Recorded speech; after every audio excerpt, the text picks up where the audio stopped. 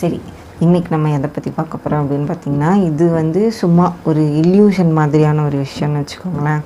நான் டிப்ரெஷனில் இருக்கேன், எனக்கு இதெல்லாம் நடந்துச்சு, நான் சோகமாக இருக்கேன், அப்போ என்னோடய லைஃப் எனக்கு எப்படிலாம் இருக்கும், எனக்கு ரொம்ப பிடிச்சவங்க விட்டுட்டு போனால் எப்படிலாம் எனக்கு இருக்கும் அப்படின்றத வந்து கன்வே பண்ணுற மாதிரி ஒரு சின்னதாக ஒரு 3-4 லைனில் எழுதியிருக்கோம்.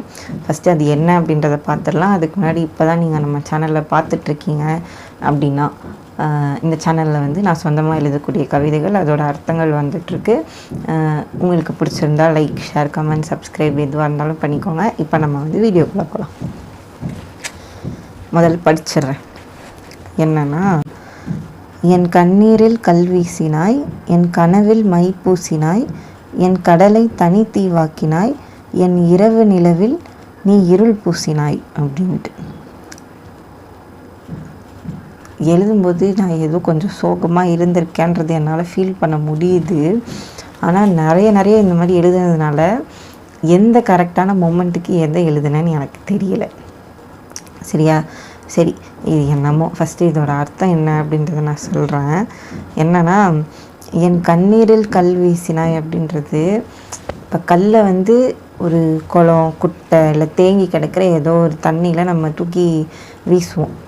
நம்ம விளாடுவோம்ல, இந்த என்ன சொல்கிறது, குளத்துல, ஆற்றுல அப்படிலாம் சும்மா சின்ன கல்லெல்லாம் கிடச்சிதுன்னா அதை அப்படியே தூக்கி போட்டு விளாடுவோம். அந்த மாதிரி அப்படி உனக்கு தூக்கி போடுறதுக்கு குளம், குட்டை, ஏரி மாதிரியா நான் கண்ணீர் விட்டு ஒரு கடல் மாதிரி சேர்த்து வச்சுருக்கேன். கடல் மாதிரி இல்லைனாலும் ஏதோ நான் கண்ணீர் விட்டு அவ்வளோ தண்ணி தேங்கி நிற்கிறதில் போய் நீ கல் வீசி விளையாடுறியே, இது நியாயமா அப்படின்ட்டு.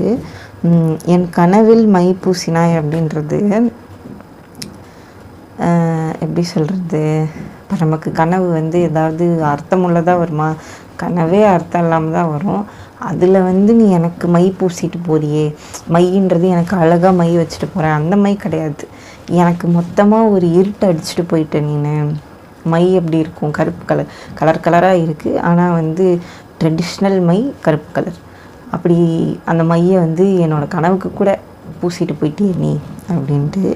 என் கடலை தனி தீவாக்கினாய் அப்படின்றது, இப்போ கடல் வந்து எல்லா இடத்துலையுமே இருக்கும் இல்லையா?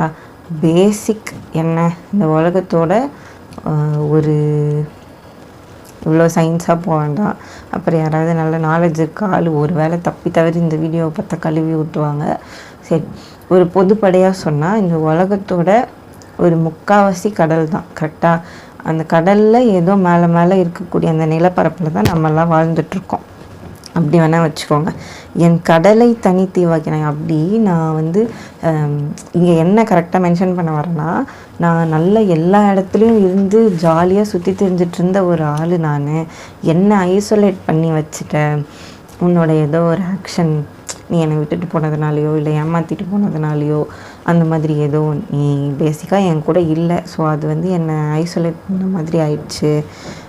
அவ்வளோ ஜோவியலாக இருந்த என்னை வந்து ஐசோலேட் பண்ண மாதிரி ஆயிடுச்சு அப்படின்ட்டு. என் இரவு நிலவில் நீ இருள் பூசின. இப்போது நைட்டு நிலா இருந்தால் வெளிச்சம் இருக்கும். கரெக்டாக நைட்டு எப்படி இருக்கும்? இருட்டாக இருக்கும், கருப்பாக இருக்கும். அந்த இருட்டு என்ன சொல்கிறது, அது அந்த இருட்டு நைட்டில், சரியா? நான் கரெக்டான வார்த்தையை தான் போடுறேனா அப்படின்றது கூட எனக்கு மண்டையிலே வரமாட்டேங்குது. ஏன்னா எல்லா வார்த்தையும் ஒரே மாதிரி மண்டைக்குள்ளே கேட்குது.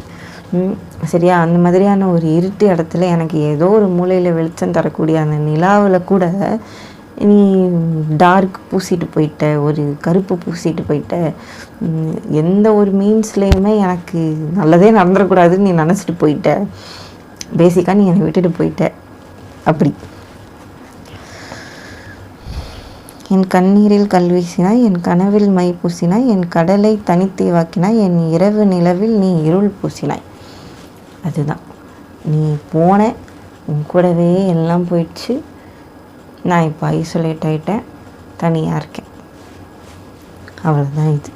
இது உங்களுக்கு எந்த அளவுக்கு ரிலேட் ஆகுது, உங்களுக்கு பிடிச்சிருக்கா இல்லையா, ஏதாவது உங்களோட கமெண்ட்ஸ் இருந்தால் சொல்லிட்டு போங்க. அண்ட் உங்களுக்கு ஏதாவது கஸ்டமைஸ் கவிதைகள் தேவைப்படுது அப்படின்னா நம்மளோட மெயில் ஐடிக்கு இல்லைனா நம்மளோட இன்ஸ்டாகிராம் பக்கத்துக்கு மெசேஜ் பண்ணுங்கள்.